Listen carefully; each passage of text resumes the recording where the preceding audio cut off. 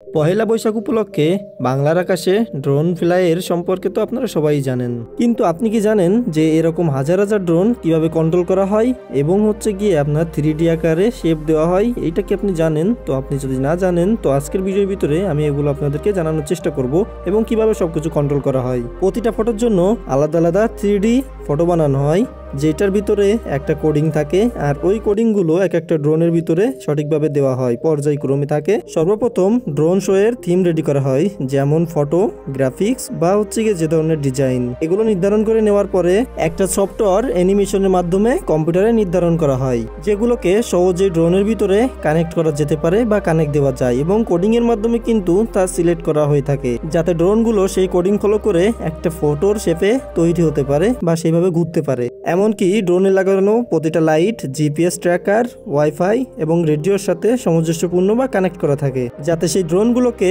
দূর থেকে সহজে নিয়ন্ত্রণ বা কন্ট্রোল করা যায়। এরপরে কম্পিউটারে এসব কাজ শেষ হইলে প্রতিটা ড্রোনের ভিতরে সেই ফাইলগুলোকে আপলোড করে দেওয়া হয়। এরপর ড্রোনগুলোকে ফুল চার্জ করে একটা ফাঁকা মাঠে নিয়ে আসা হয় এবং ড্রোনগুলোকে একটা নির্দিষ্ট জায়গায় রাখিয়ে তার জন্য উড়ানোর জন্য প্রস্তুত করা হয়। এরপর ড্রোনগুলোকে উড়ানোর জন্য প্রস্তুত করা হয়ে গেলে কন্ট্রোল রুম থেকে প্রতিটা ড্রোনকে চালু করা হয় এবং সেগুলোকে আকাশে উড়ানোর জন্য প্রস্তুত করা হয়, এবং ড্রোনগুলো আকাশে উঠে গেলে তার যে ফটো বা যে গ্রাফিক্স বা যে ফুলের যে ডিজাইন সেইভাবে একটা নির্দিষ্ট শেপে চলে আসে। এই ড্রোন শো এর ভিডিও বা ফুটেজগুলো দেখতে কিন্তু খুবই স্যাটিসফাইং লাগে।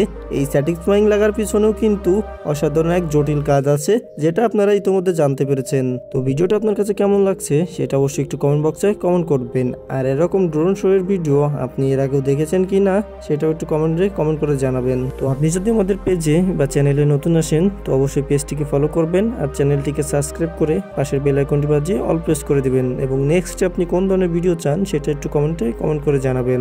সবাই সুস্থ থাকবেন, ভালো থাকবেন, আল্লাহ হাফেজ সকলকে।